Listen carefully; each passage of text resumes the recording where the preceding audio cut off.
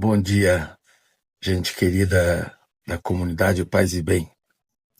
Estou aqui hoje, nesta terça-feira, dia 28 de outubro de 2025, para apresentar mais um programa Paisagens, de número 118. Eu quero trabalhar nesse dia um tema que eu já venho refletindo muito e já apresentei aqui também no Paz e Bem, que é o tema da dignidade do morrer. Eu, recentemente, participei de um seminário organizado pelo Núcleo Nates, da Universidade Federal de Juiz de Fora, sobre o tema do fim da vida. Comigo estava a professora Marisa Palacios. Eu tive o prazer de conhecer.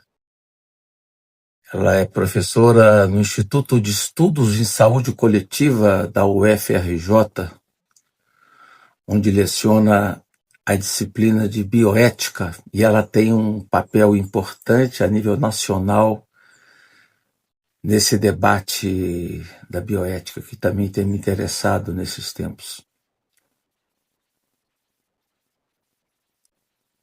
Eu tinha lido antes do seminário o livro que a Marisa publicou na editora Fiocruz em 2009, chamado Bioética para Profissionais de Saúde, em parceria com Sérgio Rego e Rodrigo Siqueira Batista. Na obra, a autora trabalha o tema da bioética e o fim da vida, falando da morte assistida, né? Nós temos a morte assistida autocontrolada, né? E a morte assistida facultada por terceiros, né? Então ela trabalha também esse tema delicado que eu também venho lendo e escrevendo a respeito.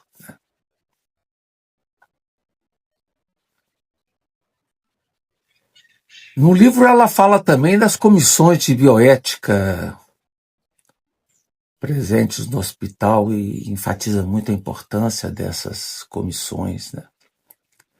E ela cita no artigo um episódio que teve grande repercussão em 1982, envolvendo procedimentos a respeito de uma criança com múltiplas lesões congênitas.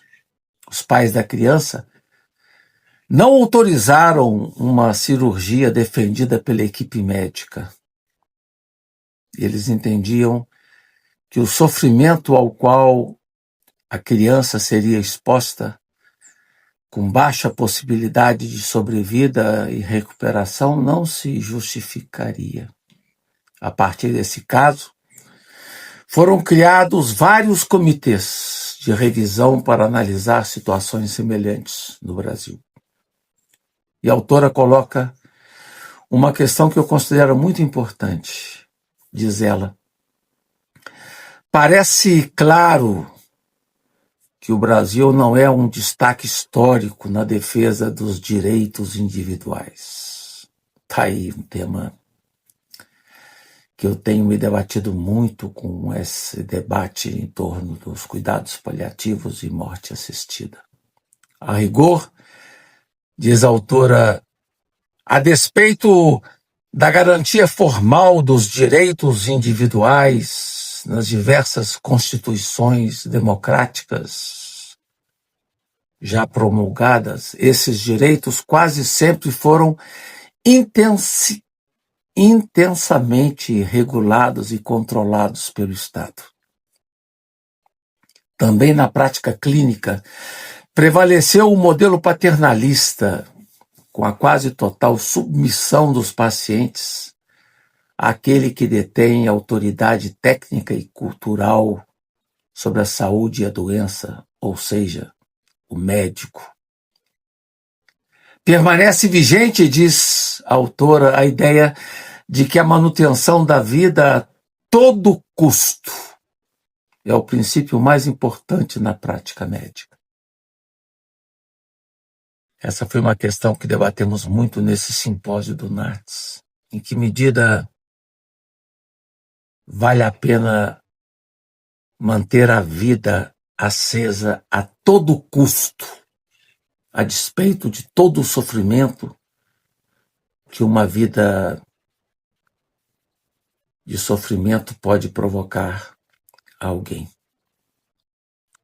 Nós dois tocamos muito nesta questão.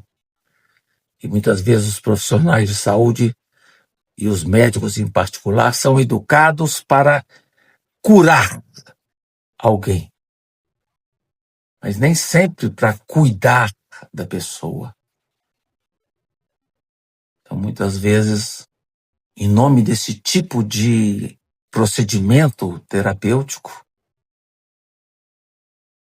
muito sofrimento se causa às pessoas.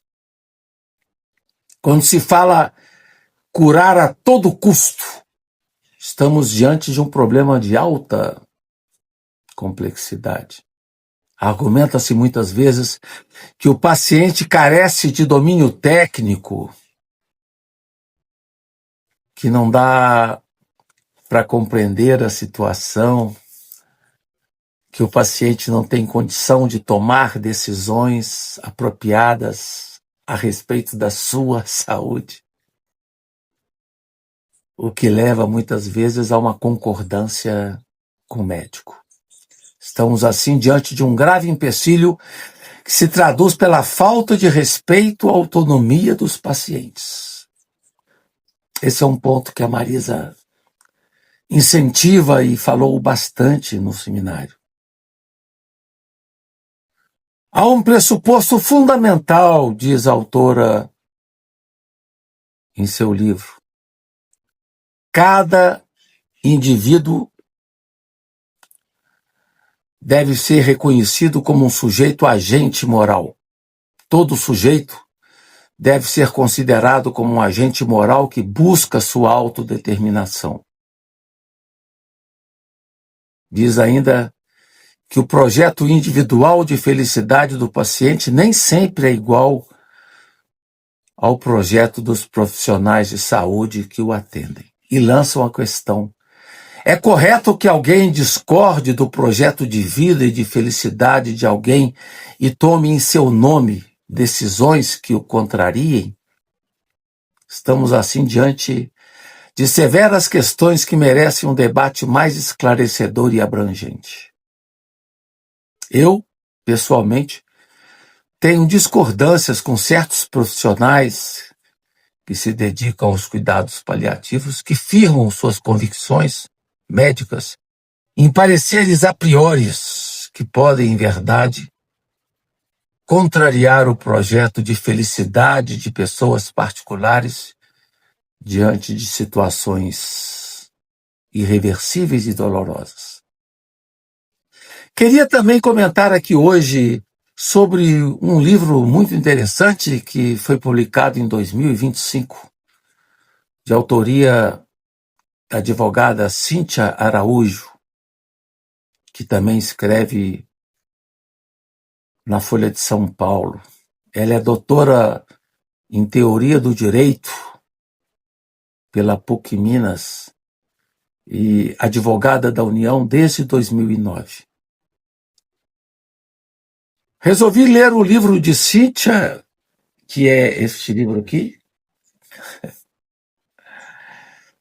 esse livro aqui, depois de ver o excelente programa Conversa com Bial, entrevistando Denise Fraga sobre o filme Sonhar com Leões, de autoria do diretor greco-português Paulo Marinu Blanco.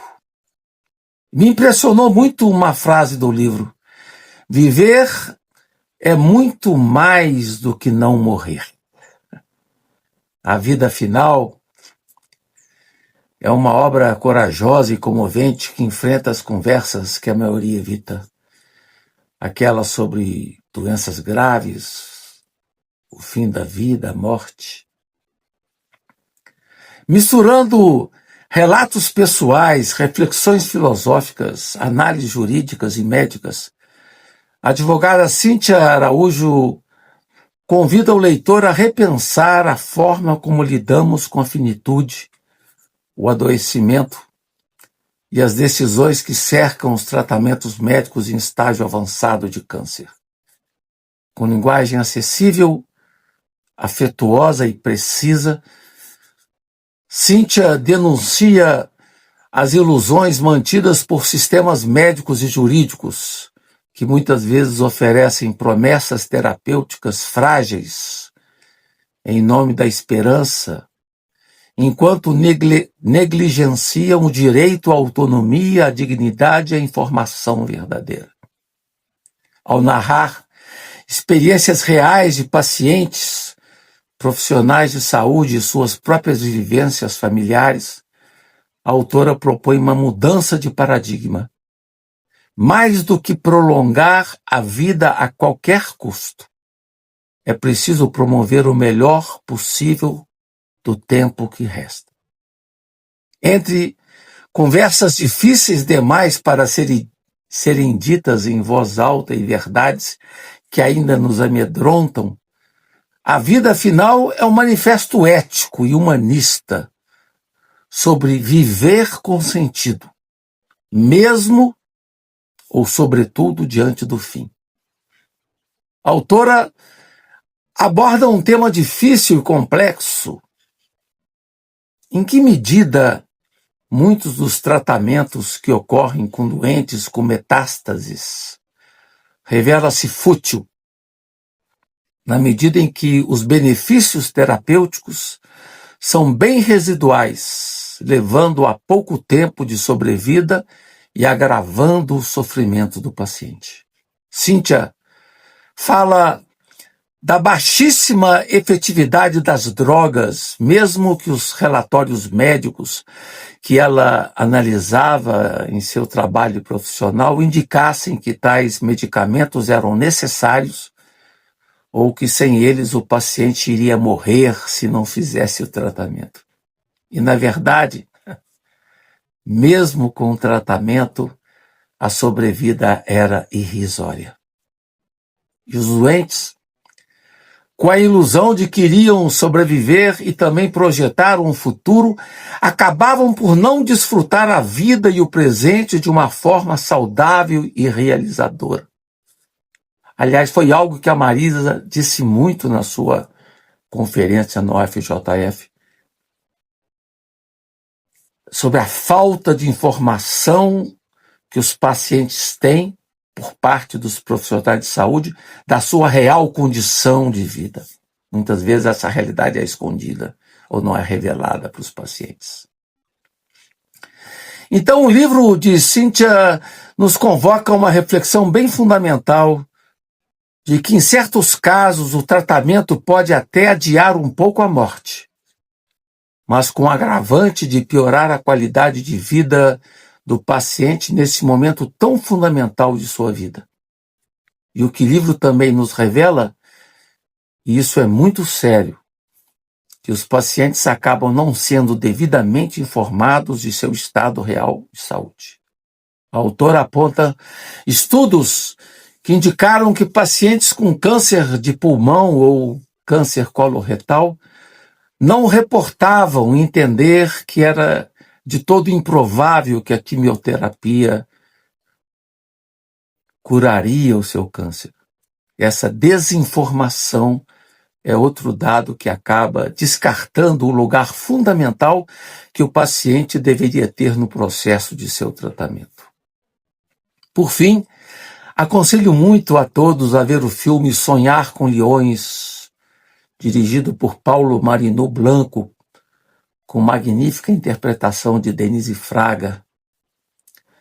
Entrevistado sobre o filme, o diretor coloca algumas questões que eu queria partilhar aqui com vocês nesse momento final.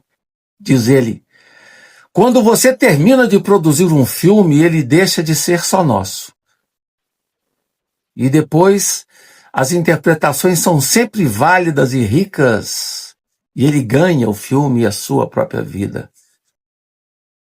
E ele coloca, para mim, eu não fiz um filme sobre querer morrer. O filme é sobre querer viver, mas ter de morrer porque você não pode viver do jeito que quer. Essa é a questão central do filme, diz o diretor. E isso abre muitos assuntos sobre os quais o diretor gostaria de falar e que torna a vida merecedora de ser vivida naquilo que a vida apaixona, naquilo que a vida te faz querer continuar. Porque quando você considera questões do envelhecimento, da morte, diz o diretor, realmente a utilidade disso é te dar maior foco, né, sobre que coisas na vida te dão prazer, que coisas te inspiram, quais são os seus valores fundamentais. Então, muito mais do que sobre querer viver, o filme busca responder uma pergunta. Para você poder viver, você tem também que considerar o outro lado, que é a morte. E a sociedade precisa estar pronta para lidar com essa questão.